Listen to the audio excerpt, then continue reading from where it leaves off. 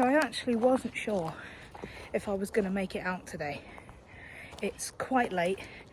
We've got about an hour until the sun sets. I've got my pack on and I've got no plan, but I have enough stuff to stay the night. I've got something to eat. So we're gonna wander around in the woods and just, see what happens. See, we've got less than an hour of sunlight. So hopefully we'll be able to find somewhere.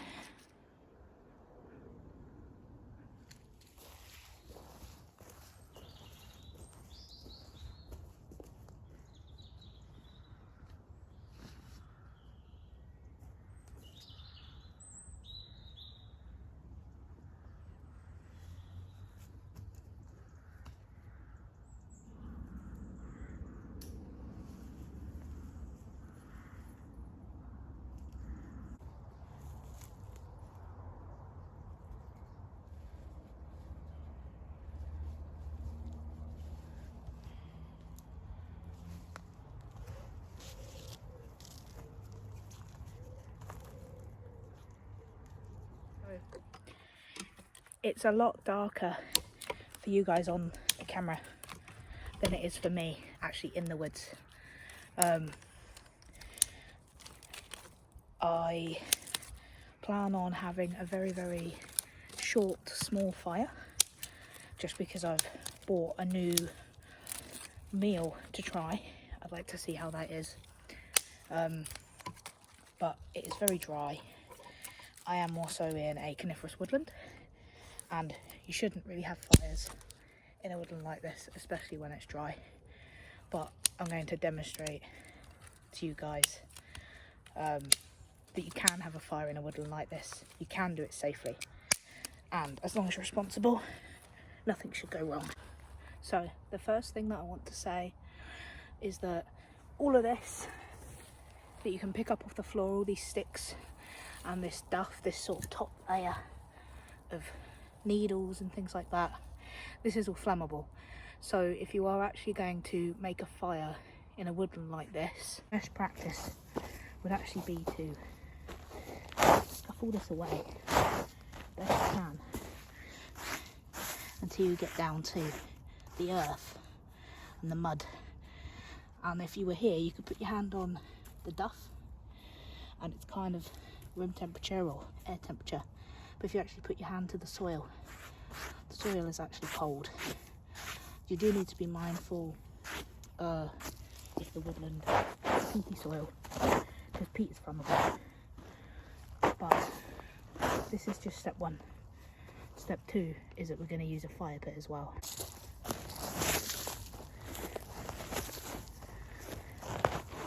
So you can see the colour change from the sort of lighter coloured duff to the darker soil. And don't get me wrong, if the soil is just, if the woodland is an old woodland, then the soil, it's quite likely that the soil is just, a good foot or two of composting needles and duff. So in an instance like that, you would line this area with rocks as well. But we don't have any rocks, but we do have a fire pit, so that's good. The next thing you want to do is you want to just feel around for any roots and just, don't destroy them, but just sort of move them out of the way, because the roots of coniferous trees that are really high in resin can also catch fire and smoulder underground. So if you're a long-term subscriber, you'll have seen this fire pit plenty of times, and this pit is ideal because it's solid, unlike the mesh fire pit that you may have seen in some of my other videos. And the reason I'm bringing out a solid pit is because the mesh one, the flames can actually go underneath the mesh, so all of this clearing away, you still run the risk of the flames going underneath and fire to anything that you've not removed. Once you've built your pit and you've put it in the area that you've cleared, you also want to clear a good distance around the edge as well. And don't worry about disturbing the microbiome of the soil, because you can put all this back when you leave. But this just ensures that anything that falls out of the fire pit doesn't fall onto the duff and set it alight. Last thing before you go lighting, make sure you have enough water for yourself and enough water to put the fire out if you need to. We're going to prepare our tinder for the fire with this little pocket knife that my friend Mick gave me. Cool. Must be at least a year ago now. So, Big Mick, Uncle Mick, Big Uncle Mick, if you're watching, thank you. It's still going strong. We'll also use this little one to light the fire tonight as well.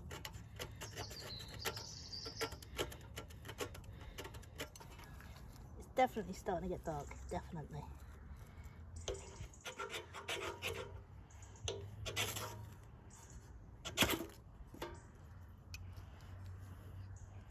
This little tiny knife is awesome.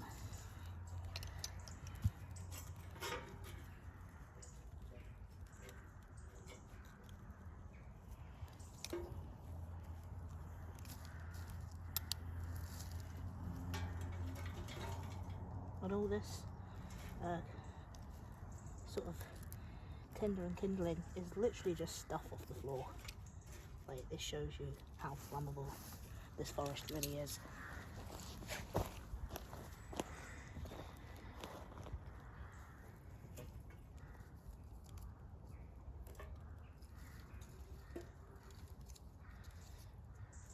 Another safety note is, as tempting as it may be, don't put anything in your fire pit that hangs dramatically over the edge, because all that's going to happen is it's going to burn in the centre and then it's going to break in half and fall out and scatter hot embers everywhere. Okay guys, well, you'll have to forgive the lack of light. Hopefully the fire will do. As you can see, got a really small pack with me. I think this is maybe, I don't know, it doesn't say on it, maybe 45 litres. I have got the hammock quilt, but it's so warm tonight, I probably won't need it. But I've also got a brand new canteen, because I actually left mine up north. And the meal I have to try is this. It's a Dalmio prosciutto tortellini, and I don't usually do stuff like this. I usually like steaks and more traditional campfire stuff, but this is super lightweight. And yeah, I just wanted to see if it tastes any good, because if it tastes good, then I might buy some of these for my bug out bag. So we're gonna pop that in here and see if we can cook it on the coals. The birds always go absolutely nuts. It's just something they do spring, summer, autumn, winter. Whenever I come up here, the birds go absolutely crazy. So I'm gonna put a little bit of water in the bottom and then empty the contents of this into it.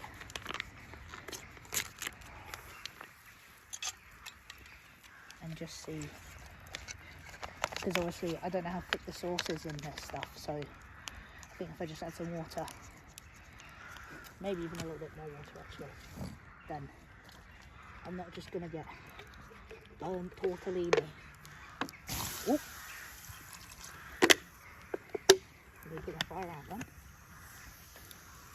would have been a disaster. Another thing that I'm trying out is this light. I don't know if they still have them, but this actually came from Aldi and it was £2. It's a little bit weak, but it's got 3 settings on it. And I'm actually hoping that the weakness, will serve to my advantage, because obviously I don't want a big bright blaring light up.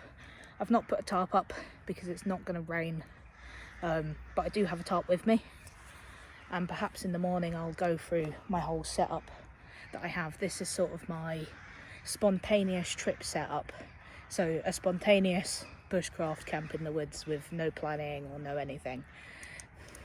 Hoping that it would have a hook, but it doesn't. That's okay, because I can still hang it if I use the marlin spike hitch knot. I can just create a marlin spike hitch up here and secure it to my bug net like that with a toggle.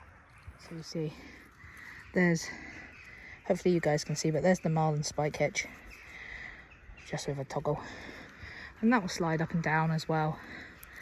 So I think we're gonna try the light out like that tonight, although I prefer it if I could have it inside the net.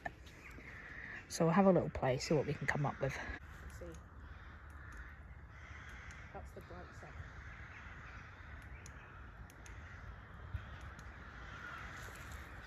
So this little meal says that it takes 2 minutes or something like that in the microwave, but obviously I'm having to sort of boil it slowly, I guess, just because I don't want to burn it.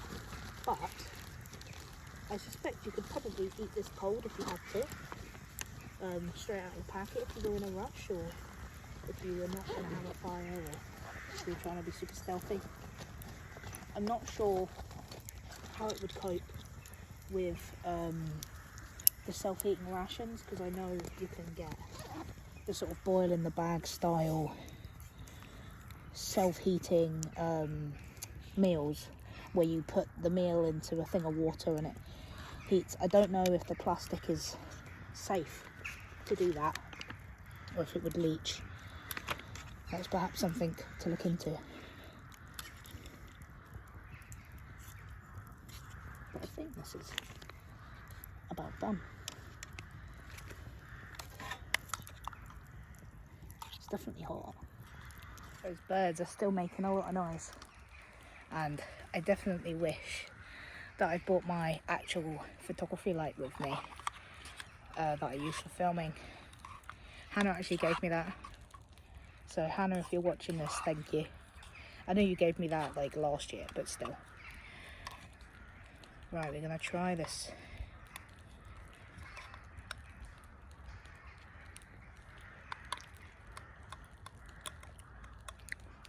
It's a bit bland.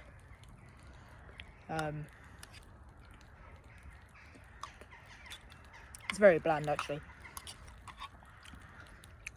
If I'd had a bit more time, I could have maybe put some wild edibles like some mushrooms or some sorrel or something in here. I think also maybe adding water to it wasn't a good idea, because it's really made the sauce more like more like a soup.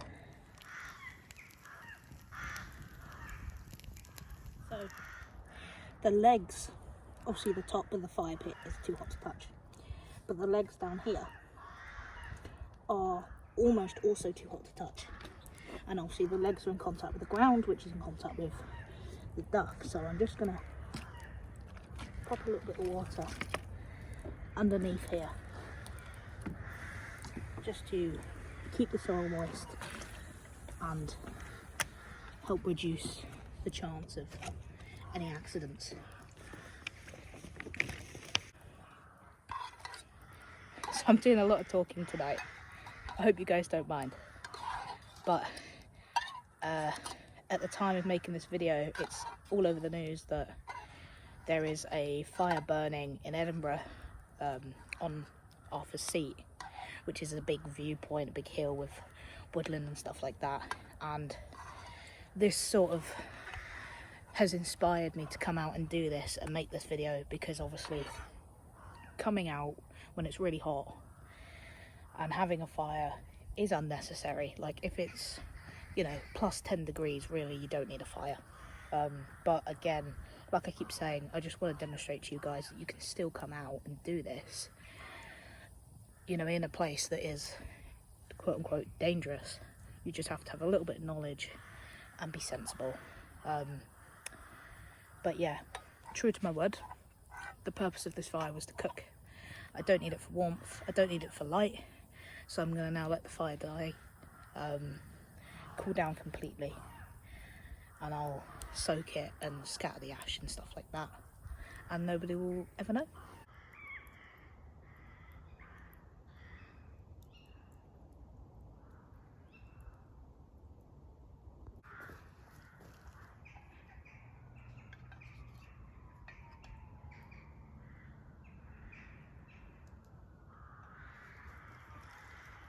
Alright guys, well, it's that little light.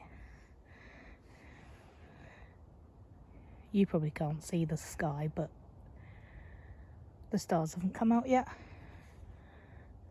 My embers are over there. They're still quite hot. I'm just letting them burn out naturally. I'm not in a rush. So I've got my hoodie on, and I've got the trusty camping quilt with me, and I chose that over a regular blanket because I can use that as a pillow for my head if I want to, or I can actually open it out and use it as a quilt. And if I really wanted a pillow, I could bring my bag in. But yeah, this is me for the night. The plan is to wait for the stars to come out and just chill. It feels good. It feels good to be out. I might actually have to open the net. The bugs aren't really that bad, but it's quite hard to see the stars through the mosquito net. It sort of distorts them a little bit, so I think I'm going to open the net. But it's interesting to think, like, the little things that we have that we take for granted, you know, like a still clear night. Yeah, I just feel very privileged to be out here. Just seen 5 shooting stars, 3 sort of in a line, and then 2 like pew, pew, really fast ones. I wish that I could find a way to film it and show you guys, but yeah, it's really cool. So, to be honest, I think I'm just gonna lay here, look at the stars, and I'll check in with you if anything interesting happens. But if not, then I'll see you in the morning.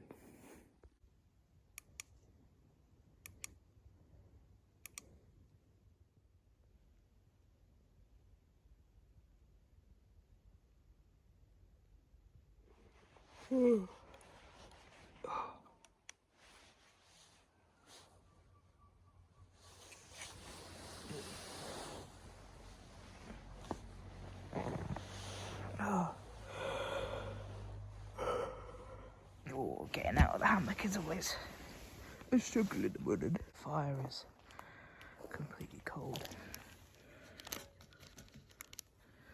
which is good.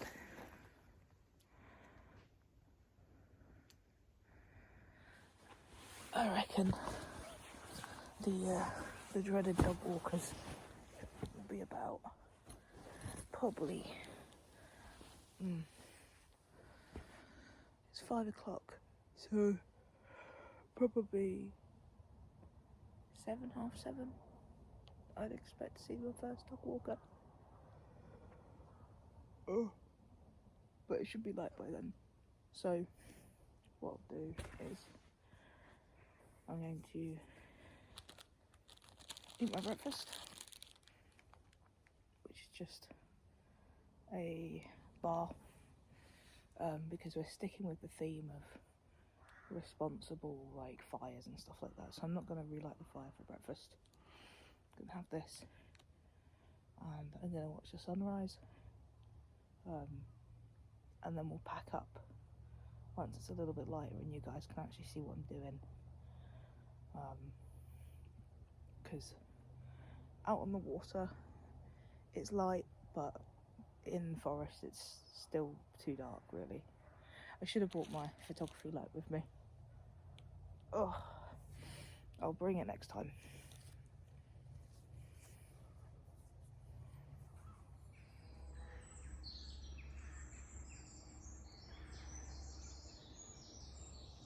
You probably can't see, but tiny little crescent moon up there.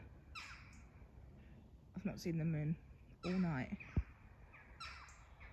but I have seen plenty of shooting stars, and that's basically what I came out for, so super happy with that. Yeah, little moon.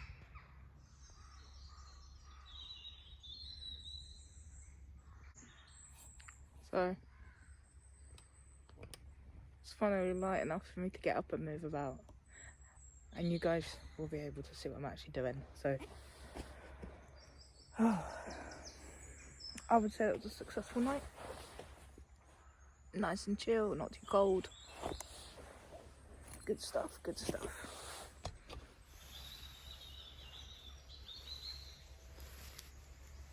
This is a fantastic piece of kit, this. I take it out almost every single time I go out. It's just a single duvet basically. It's lightweight and smaller than a sleeping bag, and you can get them, they're not officially rated like sleeping bags, but you can get them that are, you know, free season at least. This one's synthetic, but you can get down ones as well. So this is my alternative. This is my preference over a sleeping bag all day long. This and a good wool blanket, you can't go wrong. So this stuff, absolutely cold. So I can scatter these ashes and cover over my sort of cleared area of ground. So I've left no trace and no damage. There's a little bit of ash there, but you can cover that up. It's like I was never there. So see, it is possible to come out, spend the night, have a fire, and not damage the woodland.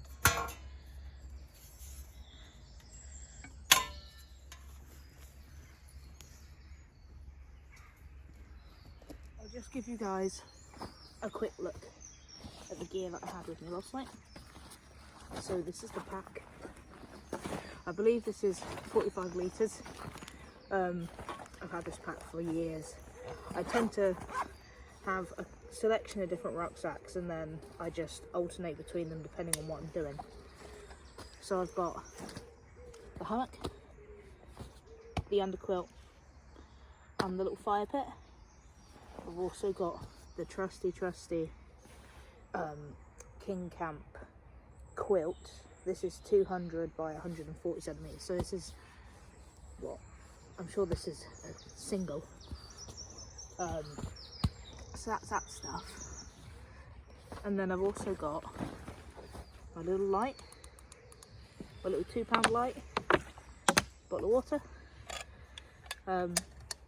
my canteen that I've officially burnt in, and like I said, I did bring a tarp, but I knew it wasn't going to rain, so I didn't put it up. But you can never be too sure in Scotland, so it's always best practice to bring something just in case. I also had a first aid kit, comes out with me everywhere I go, even if I'm doing a challenge. Some paracord to go in my tarp, a head torch,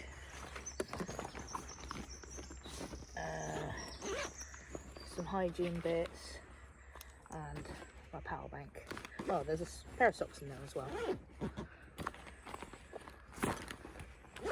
What's in here? Bug spray and baby wipes for my face, my spork and my ferro rod. So you can see it really doesn't take much to come out, especially if it's just for one night and it's not cold. If I was going to do a tarp shelter, I would swap this and this for a sleeping pad and probably another quilt, maybe my wool blanket. If I was going to do like a super minimalist bushcraft trip and make everything, then it would be the tarp, the poncho that I use as a ground sheet, probably the sleeping pad, depending on what environment I'm going to be in.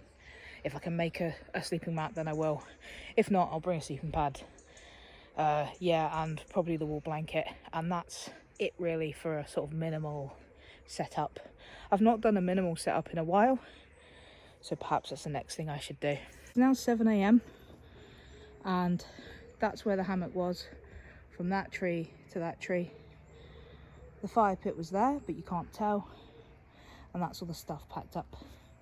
If I scatter this wood, now it looks like I was never here. So there you have it, a spontaneous solo overnighter in a hammock, plus some fire safety tips for you guys, especially with the hot weather that we're having and all the heat waves and stuff like that. These fire safety tips apply regardless of where you are. Yeah, just make sure you've got enough water with you. Use a fire pit if you're going to have a fire so that it's raised off the ground. Clear the area of anything that's flammable. Remember that all of this stuff is flammable, and also make sure that you're aware whether or not you're on peat soil or not, because that's also flammable. And again, coniferous woodland, resin, flammable. So keep those things in mind and you should be safe. But best practice is, if you don't need a fire, don't have one. But I've demonstrated that it is possible to have a fire in a woodland like this overnight, relax, have a good trip and not cause any damage. So you like what you see, want to see more videos from me, be sure to like, subscribe, leave a comment, etc, etc, blah blah blah. You guys know how it is. But that's all I've got time for, because I need to get my butt home because I've got loads of stuff to do. But thanks again for watching, and I will see you guys in the woods.